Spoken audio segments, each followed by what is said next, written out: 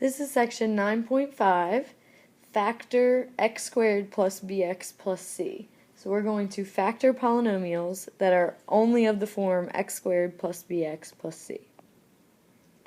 Alright, one way to think about it is kind of like we are undoing our multiplication or reversing given a polynomial. So normally we would have two binomials and we would multiply them together to get a trinomial. Only when we factor, we're given a trinomial and we're trying to figure out what are those two factors that when put together give us this result. So it's kind of like thinking about a meal or a cake or a dessert and trying to figure out what are the ingredients that when put together gave us that end result.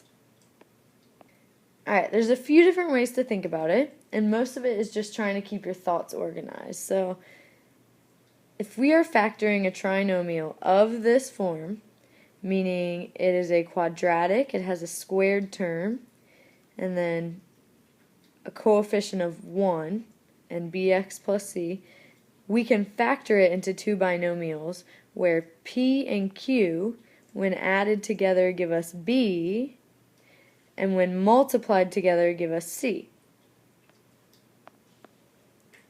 So for example, if we have x squared plus 5x plus 6, factors of 6, well, 2 and 3 are one set of factors, and it just so happens that when added together they equal 5, and when multiplied together they equal 6. So some people will set that up with an x, or some people will set that up with a flow chart. So if you want to do it this way with the x, you're thinking, okay, what times what gives me c that when added together gives me b? So for example, this is my x. I'm asking what times what gives me 6 that when added together gives me 5? Well, 2 and 3. Very similarly, you could also write it out this way. What times what gives me 6 that when added together gives me 5? Well, 2 times 3.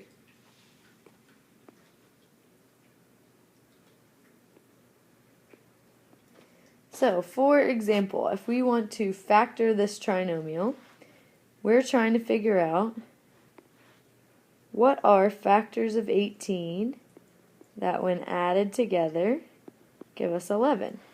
Well, you can start listing out all the factors of 18.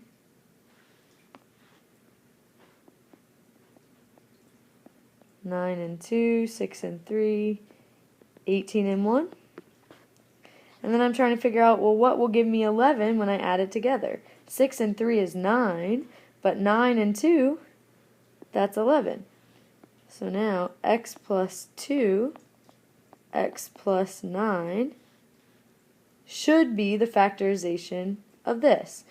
But we can always double check by multiplying it back out. So I would get x squared plus 2x plus 9x plus 18, which when we combine like terms is x squared plus 11x plus 18.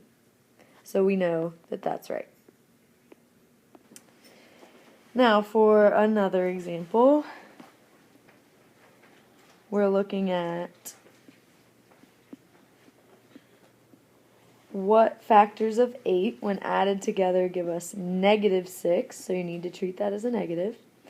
So again, you can think about your factors of 8, 4 and 2, or 8 and 1, but remember we're going to have to make negative 6, so negative 4 times negative 2 will give us positive 8, but also negative 2 plus negative 4 equals negative 6.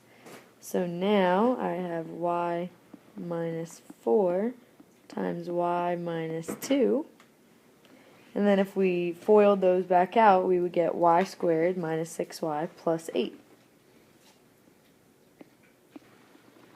Alright, for this one, we are looking at factors of negative 20 that when added together give us a positive 1. So again, think of your factors of 20 10 and 2, well, that can't make 1, although 1 would have to be negative. But then I have 4 and 5. So if 1 has to be negative, if it's negative 4 plus a positive 5, well, negative 4 plus 5 is 1, and also negative 4 times 5 is negative 20.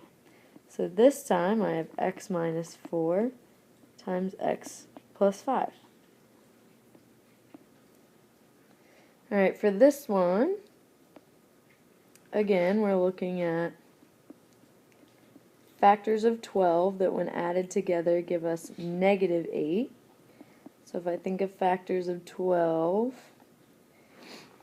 again, even though 6 times 2 gives us positive 12, 6 plus 2 does not give us negative 8. So this needs to be negative 6 times negative 2, because that is still positive 12, and when added together is negative 8. So now I have n minus 2, n minus 8, and then you can always check. N squared minus, see, that should be n minus 6. So n squared minus 2n minus 6n becomes minus 8n, and then plus 12. So we know that's right. Alright, for this one, notice it doesn't just say factor the equation, it says solve the equation. So remember, when we're looking for solutions, we're asking what values of y, in this case, would make this equation 0. So to do that, we first need to set this equal to 0, and for that, we can subtract 24 from both sides. So you're left with y squared minus 2y minus 24 equals 0. And now we're going to factor just like before. So what are factors of negative 24 that when added together give us negative 2? Well, that would be negative 6 and positive 4. So we're left with y minus 6, y plus 4 equals 0. So now for the last step, we're still not done, because we need to actually set each side equal to 0. So we know y is equal to positive 6 and negative 4. And in this case, if we're asking for the solutions, that would be the final answer. Alright, very similar again, we need to solve, so we need to set it equal to 0. So we're going to get b squared minus 3b minus 28 equals 0. And now we're looking for factors of negative 28 that when added together give us negative 3. Well, negative 7 times positive 4 is negative 28, and negative 7 plus 4 is negative 3. So now I have b minus 7, b plus 4 equals 0. So b minus 7 is equal to 0, and b plus 4 is equal to 0. So b is equal to 7 and negative 4. And that's it for this section.